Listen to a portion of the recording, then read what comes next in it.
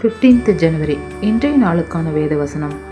உங்கள் தேசத்தின் வெள்ளாண்மையை நீங்கள் அறுக்கையில் வயலின் ஓரத்தில் இருக்கிறதை முற்றிலும் அறுக்காமலும் சிந்தி கிடக்கிற கதிர்களை பொறுக்காமலும் எளியவனுக்கும் பரதேசிக்கும் அவைகளை விட வேண்டும்.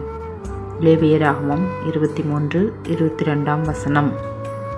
இந்த வசனம் ஆண்டவராகிய இயேசு கிறிஸ்து மோசேயை நோக்கி இஸ்ரவேல் புத்திரரோடே சொல்வதாய் அமைகிறது.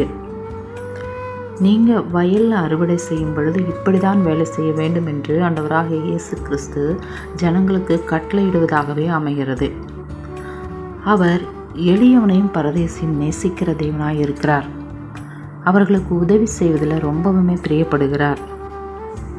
இப்படித்தான் நாமும் நமது வாழ்க்கையில் இயன்றவர்களுக்கு உதவி செய்யும் பொழுது கர்த்தர் அதில் பிரியப்படுகிறார். தேவன் நம்மை அதிகமாய் நேசிக்க வல்லமையுள்ளவராய் இருக்கிறார். ஆமென். God bless you.